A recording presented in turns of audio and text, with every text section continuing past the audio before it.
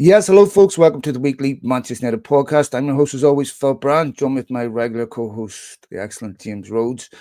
This is, of course, on the heels of the defeat against the Asian All-Stars. We'll talk a little bit about United's their game in Hong Kong tomorrow. We'll talk a little bit about obviously the friendly that was played yesterday. I didn't see it. I was on an airplane coming back from New York, but I've obviously seen a lot of the commentary around it. We'll talk a lot about obviously transfers, Garnacho, Hoyland, Delap, Osman, and Buemo, and some other United related news. So apologies about Monday, Jamesy. I was in NYC and had a great Yes. trip. So it's unfortunately it couldn't work out, but I'm glad that I'm here. How you doing, mate? Yeah, doing well. It's been a as you were we were talking about this earlier, but when it comes to United, it's like a week is a long time, and when we have 10 days between, it feels Mm. like the whole world has changed in those 10 days 100%. at United. That's how it is. So, we've had a lot. I mean, we did one after the final, and even then Mm. that feels like ages ago. Just not having it on I Monday. know So, that really it's does. crazy. I But was yeah. Yeah, I only saw I was flying out on Sunday, so I only saw bits and pieces of the Villa game. Yeah. We didn't obviously record after that. Um, we'll browse over that a little bit. So because there Yes. are positives there, Jamesy. Yeah, there But, were. There were. yeah, the last podcast we did together was quite macabre.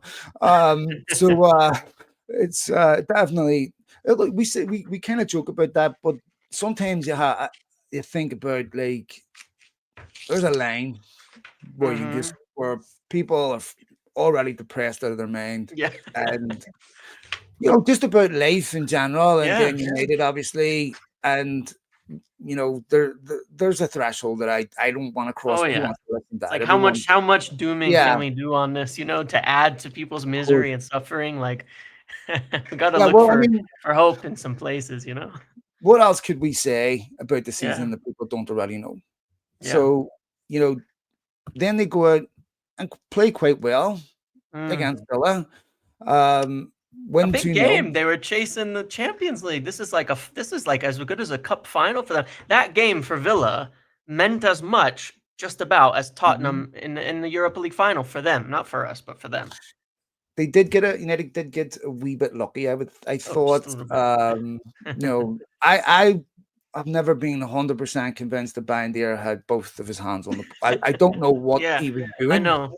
I know. Like I mean, I'm watching it and I'm going, forget about the decision for a minute. What is he doing? Mm, Like, yeah. why is this every week, every other week? There's some unforeseen, like unimaginable catastrophe where you're just going. I You would see one of these a season, and two of them would have been fatal. United, I mean, Taibbi got 3 games or something, 4 games, and it was fatal. Mark Bosnich's got one season, didn't even have a bad season too. Mm, Uh, Tim Howard's, same, after Porto, and now it's just a regular occurrence. But some positives in that game, TMZ. You know, if it had been any other day, if that was the second or third game of the season, we'd be talking about that being an exceptional win. for sure, for sure. And it's funny because even despite that, you got a little bit of luck with that on the call. We got a red card on Emi Martinez at the end of the half, which was Yeah, a solid red card. I yeah, mean, he hundred made the percent. Yep. mistake, so there's no doubt about that. Um, but before that, United probably should have scored 2 or 3 goals even. I Mhm. mean, it is funny though, because even in the positives, it almost makes the problems just that much more apparent, because that was Mhm. like a 5-0 game. That game was like that was a battering. First 20, 30 minutes, United were getting shots, chances, point blank, accumulating, just Yeah. battering them. Still can't find the net. And that's not to mention the chances that don't even go down as chances. But there was a lot of good things. The way that they created, the way that the team played together, they were, it was all angles. It wasn't just like, well, one guy's doing one thing to make it happen. Until but we still couldn't score. And then Ahmad, the smallest man on the pitch, pops up again with a header at the back post. Like how many, you know, Unbelievable. it's you gotta respect the mental aspect of football. It's something that is really, I think, goes under the radar with a lot of the tactical looks and analysis and stats and things like that. Is, man, there is a determination, and I know you've said it before, like the actual talent that separates some of these Mm, guys is not that big.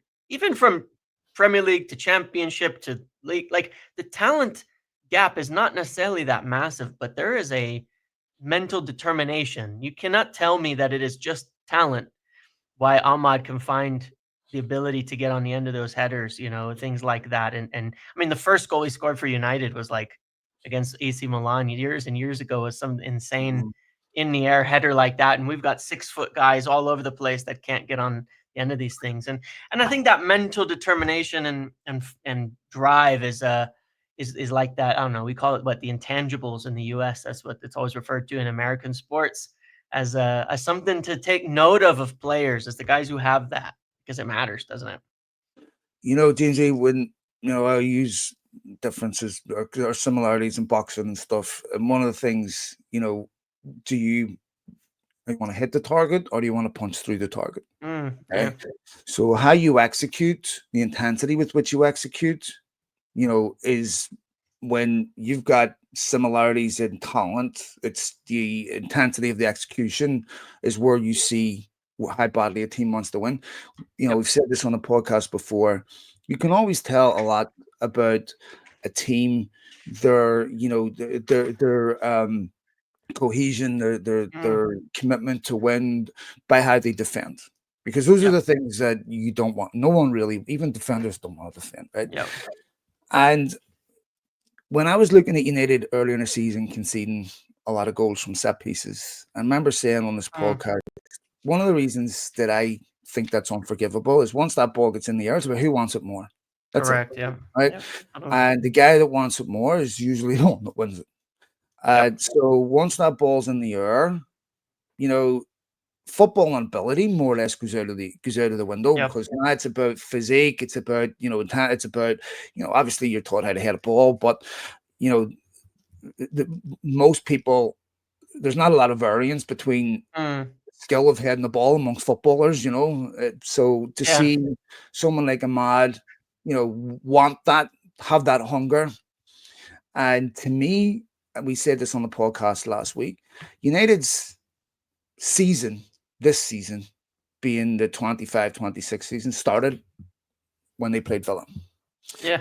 And so one of the things that these players and why I didn't, one of the reasons why the result sort of irritated me a bit yesterday was United need to, considering the season they've just had, United need to create an environment where they're embarrassed to lose games, Yeah. right? Yep. Where you're going out to play ASEAN All Stars. Yes, the result is not consequential in terms of pursuing trophies or anything, but it's consequential in terms of you need to be embarrassed to lose. You need to play for the shirt. This is unacceptable. You Mm-hmm. need to go out here. I mean, winning is a habit, and considering United hadn't won 2 back-to-back Premier League games all season, if they'd beat Villa and won this preseason friendly, which, as I said, the result doesn't matter, but it's about creating the right habits, James. And the Yep. habits are, United should not be okay with losing these games. Like I think I don't think that is something that we should just dismiss and go. Well, it's just a preseason friendly, yeah. But you know what? These players need to start showing an attitude where they're embarrassed to lose. Yeah, and it's hard to read too much into it, but at the same time, I think Ruben Amorim would agree with you, because he said that they were Mhm. getting booed, and he said Yeah, maybe these guys need to be booed more, yeah. because we go play in the Premier League and they lose, and the fans still show up, and so it makes it okay. It's like maybe they need to be booed more often. Mm, I think he's certainly taken that perspective. I think as we've reached the end of the season, mhm, Amorim's definitely entered a little bit of a a little bit of maybe a I mean, he said he's certainly lost his cool a few times through the season. We know that. Said some mhm. things he might regret through the season. We know that. but he certainly is wearing his heart on his sleeve a bit more and more as Yeah, as we get to the he's end of become the a bit more season here. yeah, a bit more Yeah. abrasive, a bit more caustic, and Yeah.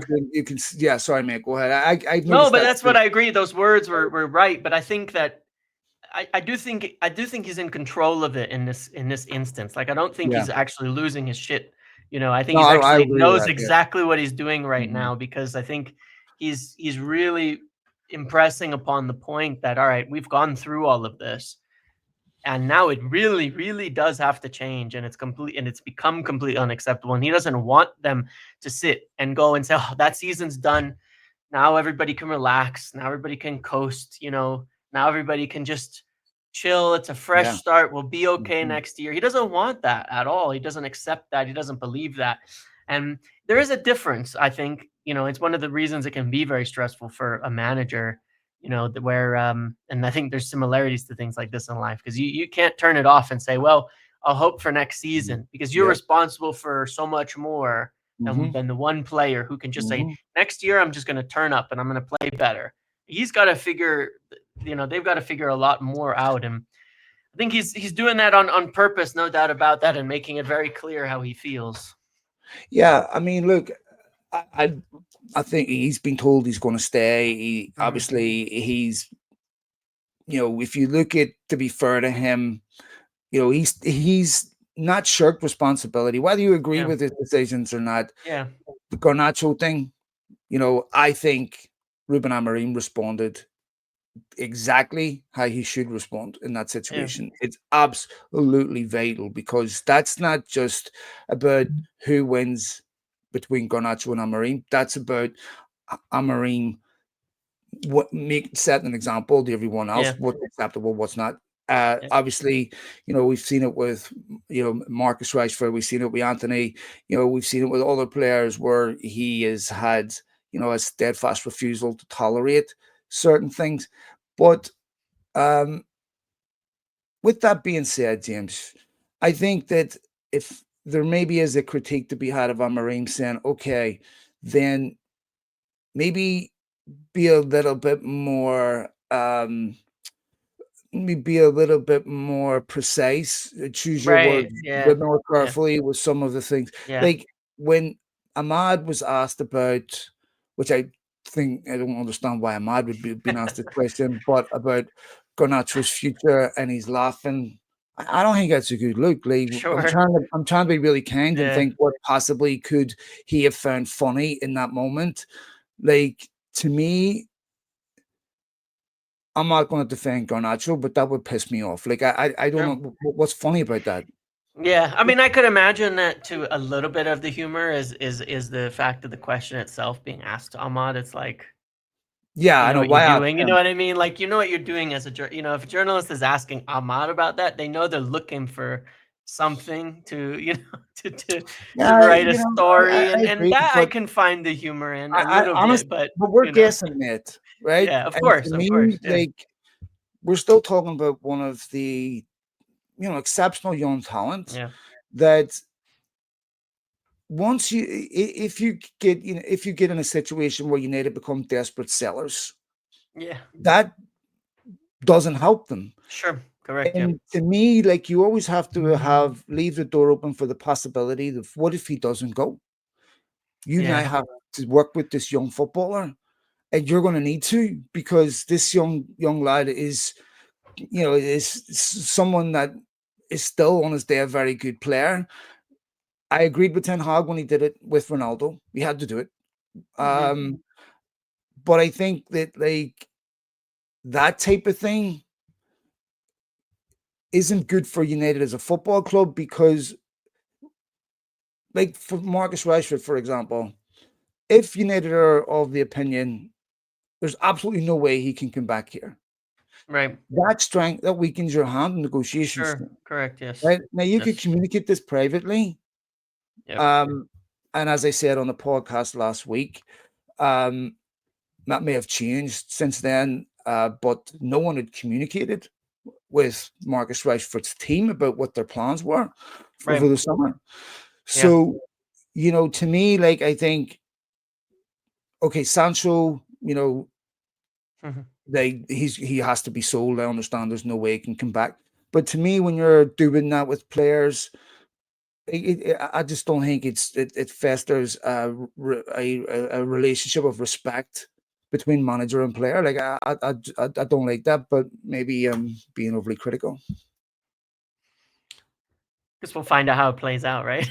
At the end of the day, it's like what happens, and I do think there are times I think he's been harsh, but I also think it's like you can get a course correction, right? And usually the pendulum can swing the other way a bit too far when you're trying to correct, when we've talked about things like the culture, when we've talked about these things. I think it's somewhat normal the pendulum can swing a little bit too far in the other direction, and I think that's happened probably across United a bit. When we talk about all the things that have changed, we've probably seen things swing too far in one direction, and then finding the right spot to Well, let deal me with ask you a things. To question yeah, about yeah, that because one of the things that I've noticed is that you know decorum and etiquette changes over time, right?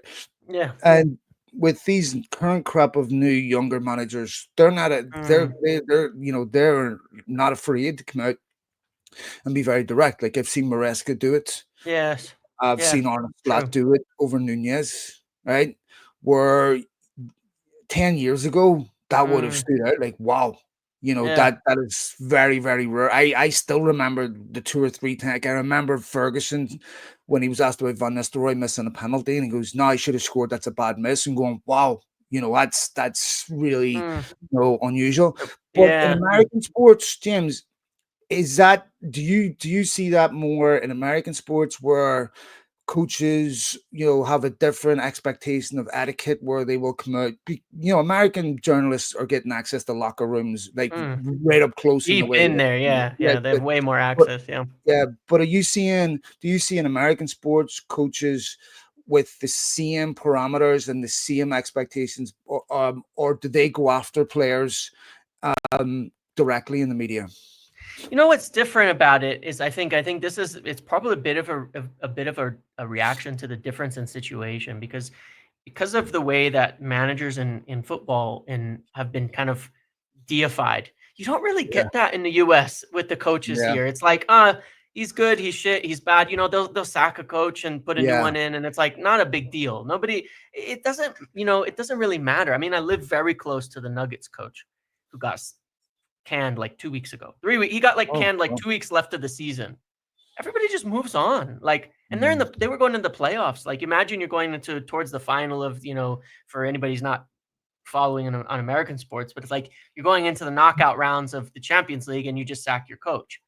And they just pick yeah, up a guy from the assistant coach, put him in place, and now he'll be here next year. And it's like, but I think the difference is that like everybody thinks about, because there's so much more access to the players and there's so much more front and center to media, to journalists, to questions, to interviews, to yeah. brands. They're on TV all the time, they're doing shit 24/7 as a person. Like, they're the guy, they're the face of the team, is never the coach in American sports Mm. anymore. It may have been 20, 30 years ago, but it's Belichick, wait, never the maybe coach. there was an odd exception with Belichick or something to the Patriots, Yeah, but maybe.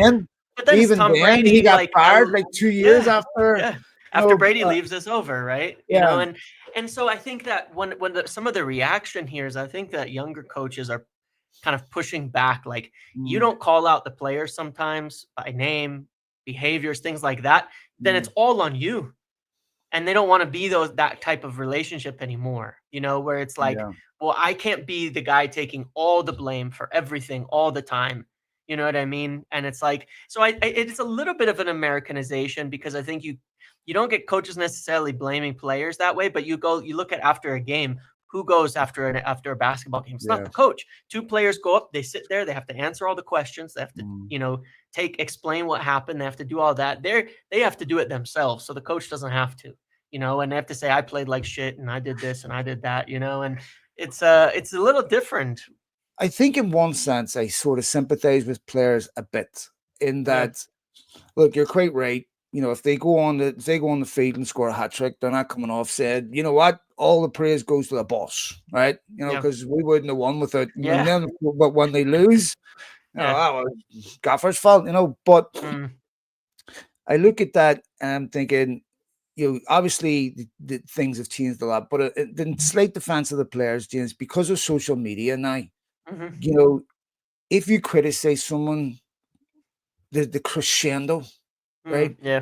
That results in people just sending a deluge of Mm. messages, that players see, that families see. I mean, we saw Anthony's interview. When you Hmm. talk about mental, you're quite correct. Like that is a big concern. Yep. You look at this, you're going, does this help? Is this helping getting the best out of a player? Some people have different personalities. Some people have a Yeah. personality where that provokes an angry, motivated response.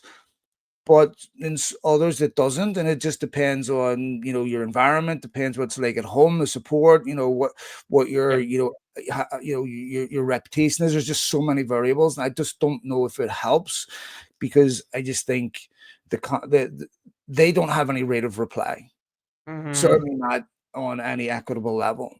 So Right. therefore, go to the media and leak things to the media, and then you get this game of tit for tat. And so Yeah. I think some like to me, you can generally criticize, like, you know what, we had four chances, Rasmus, just didn't have a great game, whatever. But if you're going to say something like Cheeto Obi's movement is naive, like, that's very specific, and I think that is something that does land a blow on a player. And yeah, to me, I just think maybe it's not the most helpful thing.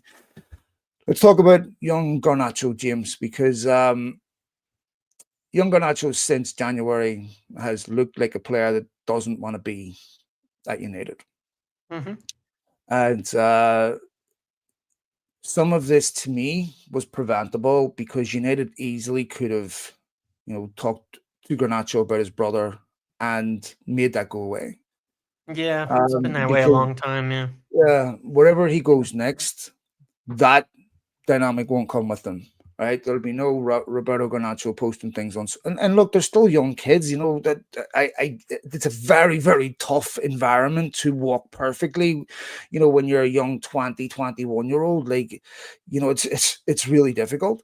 And he Yep. loves his brother, and I understand, like, but there's just certain things you can't do. Hmm. His interview after, we talked about this after the Europa League final, was, to me, something that he was angry, he was young. It's not that I don't think that is something that would be terminal for me. I would never forgive him over. Like, to me, I can brush it off. Like, it's not a big deal. If he stayed at United and played well, I'd forget about this in 2 seconds. It's not Jadon Sancho to me. Um, but he didn't look particularly happy in Kuala Lumpur either.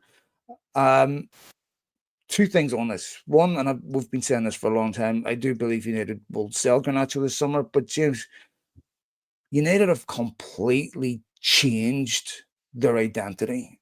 Their Hmm. wingers are gone, right? And when I'm sitting listening to Amarim say, we're budget wise, we might not be able to do a lot, I'm going, why didn't Jason Wilcox and all that who's bringing him here, say, okay, we're taking a massive risk here, because Yep. to give this guy the squad that he needs, we're going to have to sell Marcus Rashford. We're going to have to sell Garnacho. We're going to have to sell Anthony, the wing. And people might say, good, that's fine. But then the amount of change that United need to fit this system is massive. Yeah. And you have to have a budget. And to me, if Amarim doesn't get 4 or 5 really good players this summer, James, I think you'll lose what you built, because it'll fall apart. Yeah, well, it is a challenge, and it's like, the thing about it is that, again, I will say, which I agreed with. We've talked about it before. I'll say which I agreed with, because I was reading something from the Athletic kind of summary on this as well, and they called it, like, the original sin being as well still last summer, because it would have helped having last summer's budget, last summer's decisions, last summer's everything, if you wanted to start fresh with a new manager, right? At least then you would have had one more summer. You would have been able to work straight towards that. Even there, of having to do it mid-season doesn't help. I think it's personally, like, I think there's two sides to this coin, which is it's probably if you're going to rip the team up, it's probably something that does need to happen to a degree and has probably been needed to happen for a long time. I mean, in American sports or in NBA, they call, they just say, we're just going to, they're going to blow it up this season. They're going to sell everybody off and they're going to restart and Mhm. all of that. It probably is a little overdue for that to happen. And United are at their lowest point, and there'll be one game a season next year. And you don't have to compete in all these competitions, so you can run a bit of a smaller squad. So maybe you can get away with less than you needed last season. You're not in Mhm. Europe anymore, so you can get away, just numbers wise. You can get away with a little bit less, but it has to work because you've had this so negative of a season with him there, because you had him come in early. They have to do a really, really good job on that to get enough players in that it actually does change and has a good impact on results Mhm. and actually brings United upwards on a strong upwards trend towards positivity, but towards as well the top end of the table. And I think it's doable, but this is what they got to do. And I think it's why we broached the topic last week of Bruno. Like, is it the right time then for all parties for him to maybe say, maybe I move now, maybe I go now? Because there's the money aspect of it, of being able to utilize that for the club to say, we're at our bottom. Mhm. Bruno going to sit here through 2 years of shit, and be 32, 33 years old, and before we're actually competing Mhm. anymore at all? Or could he go somewhere else? Can he go for whatever reason? I'm not going to blame him in any case, like whether it's to win trophies, whether it's for generational wealth. Like, these are all acceptable motivations Sure. for Yeah. an individual to make a Well, choice in life. Um, and nobody could hold him against him. I mean, sometimes I look at it when a player's 20 and I'm like, if you have a of course. bright future, you're like, why would you go now? Of But when course. you're towards the end of your career, it's also like, well, sure, why not? Um, and I just look at those things and think, you know, um, they need to do really well though. They do, and some of that is certainly selling and raising funds because the money's just not there. Um, they got Cunha in the door, which I think is great. Yeah. I think it's a really, really good signing. It's the type that we should be making. Um, Old enough and experienced enough that you don't have to wait years. He will have an Yeah. instant impact, but young Yes. enough that he will be here for a good 5 years solidly as a top Yeah. performer. I'd like us to get more of that, but that's going to cost money. Like the names, well, I'm sure we'll talk about in a minute. You're going to need money for that. Look, maybe I'm talking out of my arse here, right? There's a fair possibility. But We never one of do the no, uh, that. this never happened. Um, one of the positives, well, I'll say it's a positive, but when United have failed to qualify for the top four in the past, they've tried to just tart up a squad to get them in the top four. Yes, yes. And it's held together, with tape and glue. Yeah, yeah. And they're always trying to circumvent the necessary steps you have to take. Um, and so that if you do it from here and say, look, we finished 15th, not because we didn't deserve to. So instead of trying to bring in 3 or 4 players this summer just to get a Champions League finish, we're not going to be able to skip the intermediary steps. We're going to have to build, we're going to have to build a structure at every level that is, rock solid. So that Mhm, if you don't finish fourth, you finish fifth, mhm. and you finish sixth, Not within 12th, a yeah, reasonable margin of error. yeah. You're not finishing because the football club structurally just isn't going to allow for that level of failure, right? Yes. So you have to decrease the failure points. So the failure points that you did when you're just trying to get a bit of momentum, no solid foundations, bringing in this player, bringing in that player, bringing in Ibrahimovic, bringing in a Cavani, Yeah, yeah. and bringing in, Rafael Varane at the end of 29. And okay, we're not going to finish top four, but maybe we finish eighth, Yeah, but that's going to mean that we're not going to, we're never going to be back in 15th. There are certain steps you correct. can't skip, right? Yes, yes. And having a true appraisal of where you're at and saying, look, We've young players. We need to get rid of a lot of players that provide no value. Don't be Yeah. getting upset that players who finish 15th are now being shifted on, right? Yeah. And so the only way we can rebuild this is, yes, we'll invest in the market, but also very important that we have a very strong academy that provides Yeah. players for that first team. City spent 180 million in January, James, right? I know. And it never gets mentioned. Ruben Mm. Amorim's summer budget will be less than that. Yeah. Well, So sorry, we just want to mention that's the other yes, factor. It's like you just blow all the money. So I understand how yeah, this can sound, but you go blow all the money in summer on older players and things and such to just yeah, try to race. Then you get to January, you have an injury, you have setbacks, and you have no mhm, money to fix the problem mid-season. And how many teams have improved by making I mean, I believe Virgil van Dijk was brought in January for yeah. Liverpool, if I'm not He mistaken. It's was. like there's teams who've bought and Bruno Fernandes was brought in. It was one of the times they got it right under Solskjaer. They were able to Yeah. find the money for him in January to save the season because it was headed for catastrophe. Oh, it was And it's like disaster. having some flexibility to bring to bring the levels up. And if something happens, is part of that too. I agree, and I think also for Abraham Amorim to come out and say stuff like, "Look, we want to win the league. We want to finish the Champions League, but we have to be realistic here, right? Because some of that pressure needs to be taken off some of the younger players. Yes, yes. Dorgu, Euro. If you aren't sitting around top four by October, you get slaughtered. That doesn't Yeah, happen at Brighton. That doesn't happen at correct. Bournemouth. Yes. That's why, they can have the seasons they have because Yep. morale inside their club isn't destroyed Mm, because they're not in the top two or three. yep. They still have their still collective commitment to a goal that's achievable. If you say to United next season and say, I'm not saying Amorim isn't under enormous pressure to be successful and that should be forgiven, but you know what?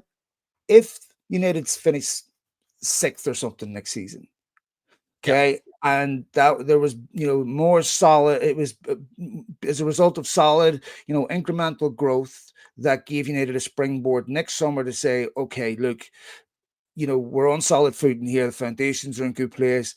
Now let's add to the squad and let's get up. If you look at Arteta, I think Arteta finished fifth or sixth with Arsenal, and then the next season they had a Premier League. They should have won the league 2 years ago. So to me, I think realistically, United's target for next season should be to get rid of all, the drama, to have a football club that's not dealing with redundancies and not dealing with, 2-star food ratings, and you're not dealing with the constant deluge of bullshit, right? It's Yeah. just a football club climbing its way back up to the top. And we're not going to win the league next season. But if we put solid foundations in place, right? And that's the target rather than just top four, then to me, like Amorim said, if we don't do stuff like this, we're going to be back here a year from Yeah. now. I want to make sure that United as a football club, when they feel that curve, that curve doesn't have that broad of, we flatten it a bit so Yeah. that the Correct. curve Yeah. of failure success, Yep. is not what we're having right now. And look, maybe with Bruno Fernandes, he's the Coutinho. When Liverpool Yeah. sold Coutinho, which seemed ridiculous, that really was the moment where they could invest and bring in other players. So to me, Bruno Fernandes, amazing player. I'd be devastated to lose him, but if it meant that Amorim could bring in two or three other players, it might be worth looking at. Sure, and it's worth mentioning because I mean you never know with these deadlines and things like that. Because we heard about a 72-hour deadline, and then there was a new 72-hour deadline apparently as of Tuesday. But today, um, Bruno's agent, who's also his brother-in-law, just for anybody who doesn't know, so it's not accidental when these things happen, is in Saudi, being pictured at a hotel there near where they're having some discussions about. Al Ali over there, and that's where apparently has an offer from. So it's worth thinking to see whether this happens or not. I mean, I guess I would have to say just the fact that it hasn't been put to bed tends to generally mean Correct. there's at least something in it, because if there's nothing in it, it's very easy for anybody in the United What space, would in the you do, man? journalistic space. What's What would that? you do, Jamesy? What would you do? Would you, if you're Emery, would you sell him?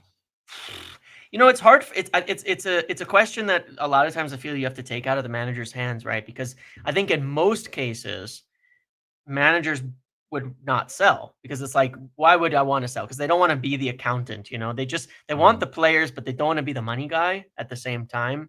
But there's also the reality, I think, in modern sports, where they all have to understand the money situation. Yeah, Um, and so it is a challenge because it's like Ruben Amorim will look at him and say, "This is for me, my best player. yeah. This is for me, a guy I'm reliant on every day." It's up to the hierarchy to say, if Wilcox to Omar to say, "Look, if we need to do this, we have to convince Ruben it's This going is to a be really good better. point. It's going I to be think you better brought up without him." two really good points there. One, there's a you can't sell him over his head, but there's Yes. also a threshold where this is not a business decision. Yeah. Yeah. I appreciate that, under normal circumstances, we would not sell Bruno Fernandes, but when someone comes along and offers the business this type of money, you don't have a choice. Like, there's been players that have been sold where you've had clubs have made offers for them that's just at such a high level where, Yes. it's incredible amount of money. And at the end of the day, every footballer on the planet has a price. There's a price where you could get any footballer where, if someone comes along and offers Barcelona, Mm. $1.5 billion for Lamine Yamal, they're not asking Hansi Flick, do you want to sell him or not? That's not his. That not Yeah. becomes It's a somebody the else's call business now. decision Yeah. because it's so. Yeah. Yeah, I mean, this guy could be out of a job in 3 months.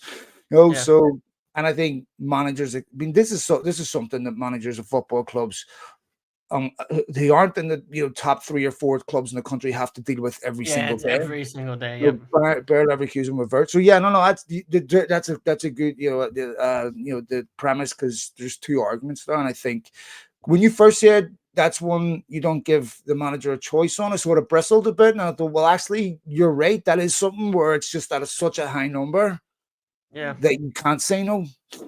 Yeah. Yeah. And so exactly. But of course, you want him to be happy. And that's where I think the job is. You got to convince him you're going to do Yeah, better. And then you have to execute it if you do something like that. Because what you can't do is screw it up. I mean, you got to say Liverpool did a good job of it. They replaced him, I think, yeah, with Virgil van Dijk and Allison, who were two of the best players in the world for them after that. When yeah. they did that with Coutinho, you have to don't screw it Mhm. up. That's all. And we won't know till later if they sell it, if it works out or not. But don't screw it up. That's what I would say. Outside of obviously Johnny Evans, Lindelof gone, Ericsson, Ericsson yeah. will be gone.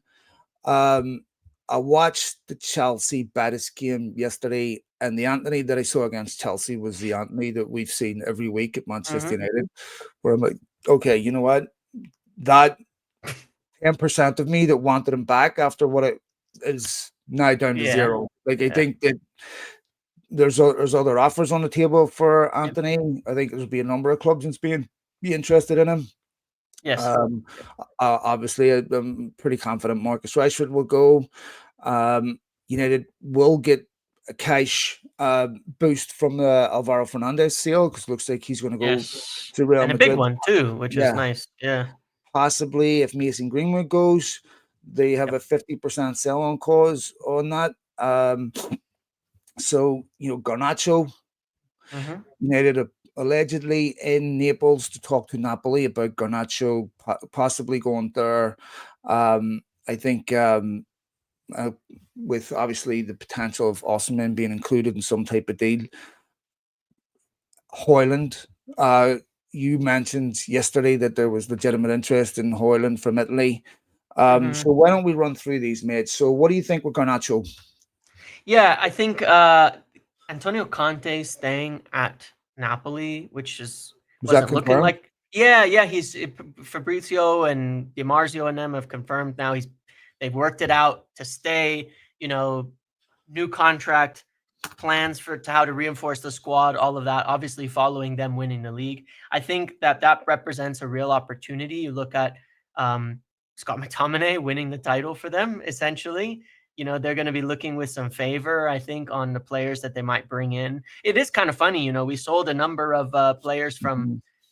way back, we did a bit of a clear out of players to Inter, and they went and won a title with them, with a bunch of them. And then, now I'm looking at Napoli in a similar way. So I think that could help because there's definitely interest from Conte in Garnacho in January, and talks over that happening. And I think De Laurentiis, the president, even said they were down to discussing wages with Garnacho at that time. They made a £48 million offer, 48 million euros offer. That probably, if they come back with a similar offer to what they make in January, it probably gets done. Eric Ten Hag being appointed for coach of Leverkusen, there's actually decent reports out of Germany as well that he might maintain an interest in Garnacho, might maintain an interest in Anthony. So I think Garnacho will very, very much go. There's also clubs in England that could certainly come back in for him too. And I don't think United will be too picky about where they sell at this point in time, given the situation. They'll let him go. So I think that one's going to happen. I don't know where yet because there might be. He is a young player with potential. There might be a lot of options that pop up over the course of summer. Malasia. He's going to go somewhere, but he's not. They're not executing that option, right? From what I understand, I haven't been paying attention. Has he they been won playing? a title over there, PSV, but apparently they're not executing the option. But he's going to go somewhere, so it'll be affordable. I mean, United don't have to sell for much. He'll go start his career up somewhere else again, I'm sure. Yeah. Yeah. What about Rasmus Højlund? You were saying, I was looking at one of your tweets yesterday saying that you some interest in him. Inter for sure have some interest in there. There's potentially some from Juventus as well, who are looking for more goal scorers in their team as well. Obviously, he was more successful in Italy. I'd be offering him back to Atalanta as well, considering the guy who purchased him is their director. And United really do like Ederson. Jamesy. Yeah, they do. Go for it. Yeah. I think McTominay has probably added some value to United's players in Italy because he's just been such a resounding success that I think that has increased the appetite because now it looks like United are the problem. If we can get him out of here, we might see a top young player. Sorry, so Højlund, possibly Juventus. Yeah, Juventus, Inter. I think that one's certainly up in the air, but they're definitely that one's a trickier because of the value remaining. It's more likely it's going to be a loan or something like that. I think a loan. Maybe you get an option. Maybe you get an obligation for a year from now when the value, the amortization, the numbers, all that crap is lower. So, because nobody's going to pay 40 million today. His value's at his lowest. But somebody will probably take him on a loan, I would suspect. I think that it would be a mistake. I think that United should loan him out. Yep. I don't think he's gonna. If he was to go to Italy and play, I don't think he'd have a worse season than what he had for Atalanta. No, I don't think so either. Yeah, I think that for him and United, that would be the best option. And look, who knows? Maybe a year from now, Højlund's had a great season. United are a totally different football club. Maybe say you bring him back. I don't know, but I don't think that he should be someone that they should sell right now. Obviously, with Marcus Rashford, TMZ, looks very. I would be amazed if Marcus Rashford stays at the football club. I know there was a report yesterday or the day before saying that Amorim had been told that he needed to try to repair a relationship and prepare for that reintegration. Now, that certainly wasn't the case last weekend. Right. I would be amazed if that conversation actually did happen, because it's more than Ruben Amorim, so I don't think that will happen. Correct. Yes. Marcus would have went to Barcelona in January if Ansu Fati had been sold. Yeah. But Ansu Fati looks like he's leaving, and I think I don't know what's going to happen there, but I think that I'd be amazed if I ever saw Marcus Rashford in a United shirt again. And when I look at stuff like Anthony James, some of the stuff that he's been saying, I understand fans. When you're not in possession of information, you form an opinion. That's fair. That's what we all do, right? And then you emotionally commit to that particular view. That's fair. That's what we all do. But there's more information that is not out there Yeah. that has a major impact on how a player develops, on their happiness, on their attitude, Mhm. and this is something that United have to fix. They have to have a football club where players Yep. can come and be successful and develop. And when you're talking about culture and environment, that's a responsibility of the football clubs, and they have to change that. It won't be enough for Ruben Amorim just to put his foot down, because we've seen this before. It needs to be supported by an exceptional professional environment around Yep. him. And so, Anthony, what do you think will happen there? Yeah, I think Anthony will probably go to Betis. Won't be able to pay 30 million. That much is for sure. They're not a club that tend to have that kind of money, from what I believe. Um, but I could see them doing a loan with an obligation, which would probably suit United for a bit of a lower amount. Apparently, Atletico are interested, and then again, Leverkusen. There's actually potentially some legs in that too for him to rejoin Ten Hag over there. Oh, and they'll have a pretty penny to spend after selling William Birch, so they will 150 sure. million, yeah. Yeah, but I think Anthony, there'll be some interest in him in Spain. I think Yeah. he's in Atletico. And if I'm Atletico, thinking about some of the signings they've made over the years, I don't think United would be totally unreasonable with asking for 40 million. Yeah. And I think that you look at what Barca paid for Rafinha and stuff. Like Yeah. I think that Well, he's doing what he did in Spain, right? So it's the same league. So yeah, it's gotta be valuable. and he's young. And to me, Yeah. like that's a snip. So, Jadon Sancho scored yesterday, of course. Yeah. And know you tweeted about it earlier, but I was reading on Sky that there's discussions taking place right now. I would expect that Sancho will stay at Chelsea. Yes. Yes. Yeah. And obviously, it was a slightly unique situation where he didn't agree a contract before the loan, basically, probably because of this kind of weirdness with the clauses and stuff. So, he was on too big of wages here. Like Chelsea don't want to pay him 250,000 a week. Yeah, But he only has 1 year remaining on his United contract with now. an option So of it's another year, right? right, but the club would have to execute that, right? So Yeah. technically, like when you look at it, he's not going to be owed a bunch of wages, Oh yeah, which yeah, yeah. From that sometimes can perspective, hold up yes, a yes, yes. deal. Yeah, So if he's going to accept a wage cut on their side, he's only missing a small amount of his owed wages from United, and getting a new contract in return. So I think it'll be fine. I think it'll happen. I yeah. think they'll end up agreeing, and you know, there's probably going to be little bits of money that change hands behind the scenes on a deal like this. Not like under the radar, but just you don't always hear about all the details of little Mm. fees and little payoffs and things like that happen. There'll Yeah. probably be a little bit of that, but I'd expect United get it, and that means they'll probably make a little profit on this deal, which is Uh, good too. Goalkeepers, Onana, Bayendier. What do you think will happen here? I'm leaning towards Onana staying in part because again, it's tough to sell. It's tough to sell when you have a lot of value remaining, and substantial wages. The moves to Saudi have not really, like, nothing's really materialized, on that front for Onana For as of Onana, yet. yeah. Even though there's interest, nothing's really been there. I don't think a club in England, or not in England, but in Europe, is going to pay the necessary fee and wages that would make it a deal worth doing for United at this point. I think Bayindir will go though. I think Bayindir will probably go back to Turkey or something like that to play, and they'll get a young keeper. And we've seen a lot of very strong links on that side of it. And I'm quite confident in the fact that they want to get somebody in who can come and compete and probably be the first choice keeper. Um, but at least you have some experience there with Onana to go aside it. But I think they'll get.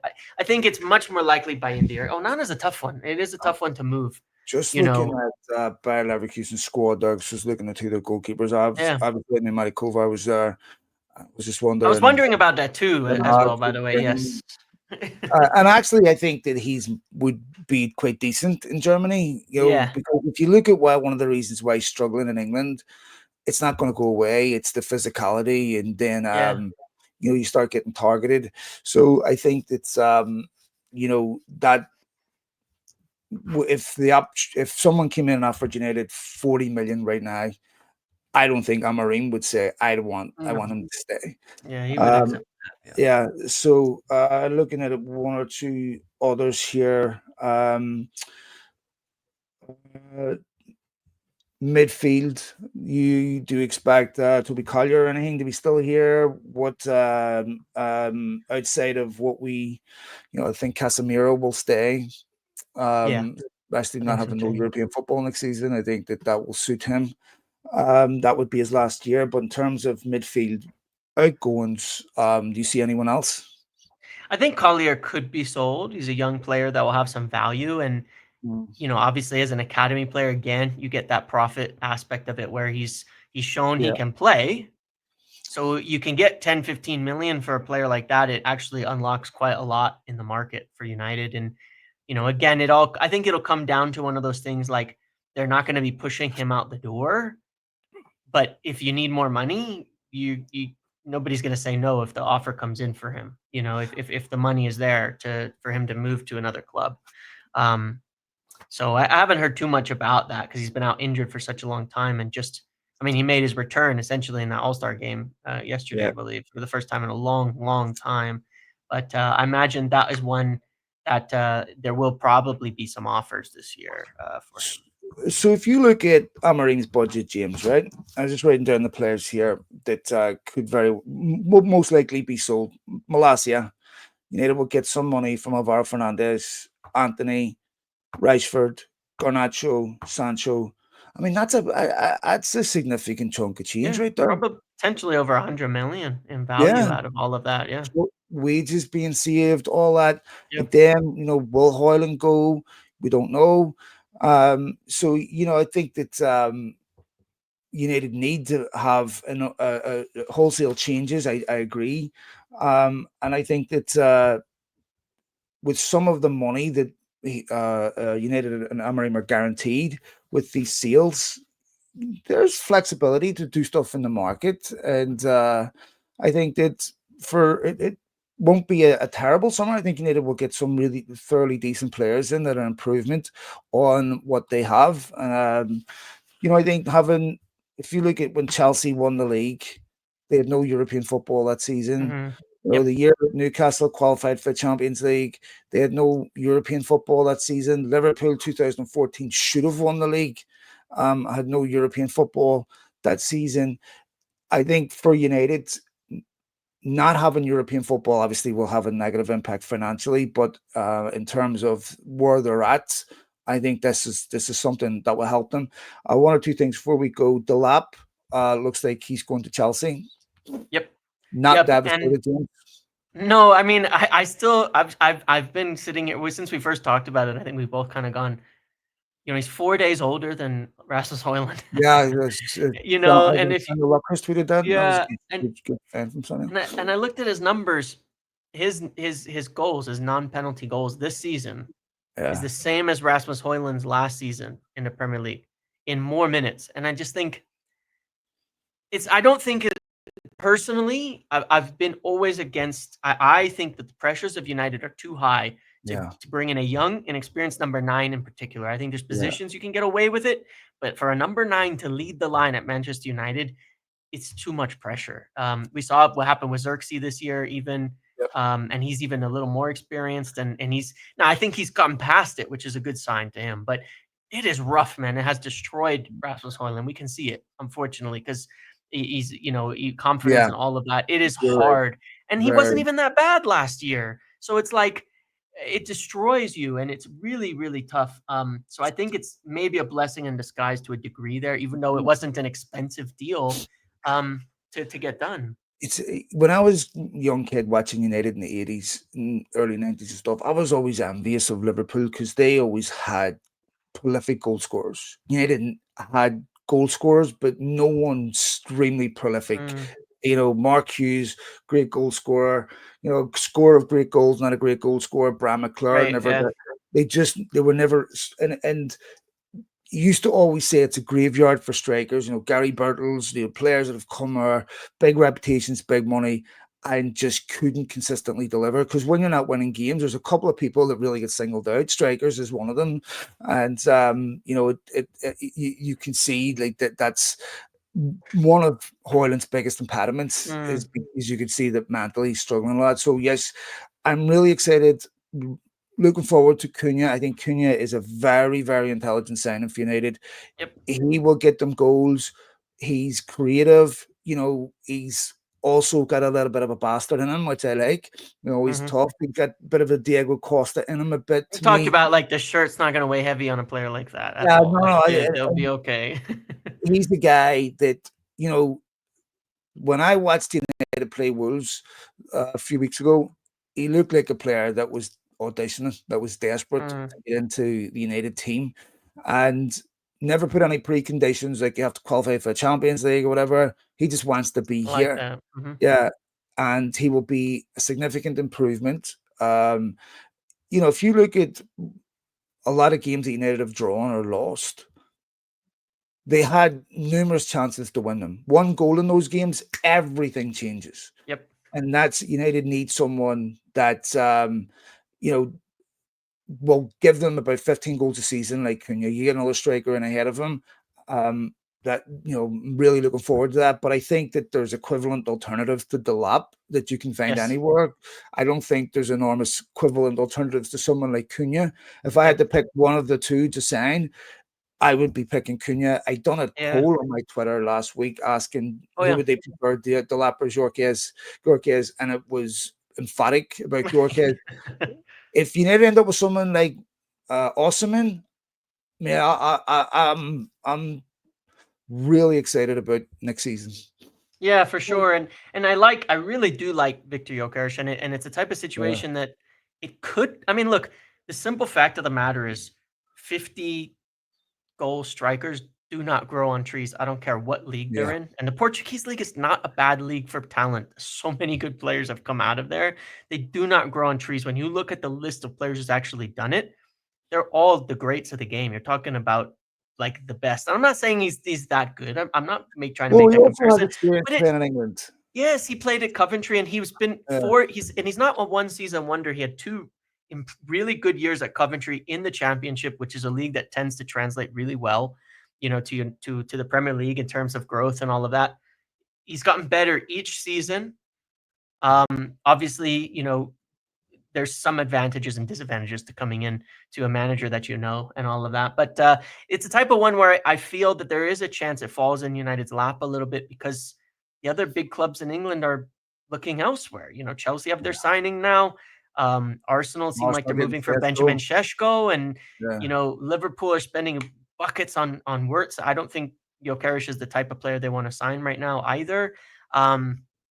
So it could kind of fall in their lap, a really, really good striker. And if there's this kind of money, you can do that.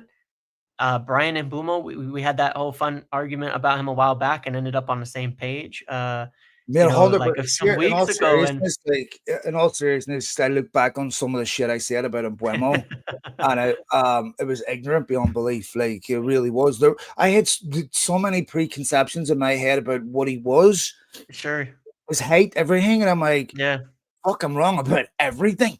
Yeah. Like, and yeah, no, I take the L on that, and to me, like, I wouldn't be devastated at someone like an Embuemo.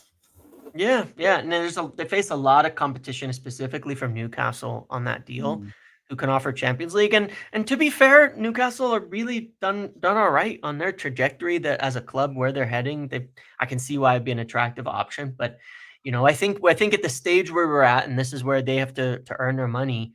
Um, there will be money to spend with you when you look at these sales and things that are happening. There will, like we've gone through. They're going to have to convince some players to come, To to me, get the Jamie, best people. with Newcastle, the fact they're in the Champions League is not to me something that should attract a player. I mean, Sure. Yes. Victoria Pilsen are in the Champions League. Yeah. They have the same opportunity of winning it as Newcastle do. Yeah. Yeah. I can understand if you're going to a club that's serious. I mean, Newcastle are a good club now out there. I'm not saying that, but they're not winning the Yep. Champions League and they're not going to be Yeah. competitive in it. So, there's a lot of clubs you can go to just to play in it. Yeah. But do you want to go to making a whole career decision on that? Correct. Yeah. I To agree. me is Yeah, that is yeah. It's always So stood out to me, like, if you're making that decision off of 1 year, it shows pretty yeah, bad judgment to me in general.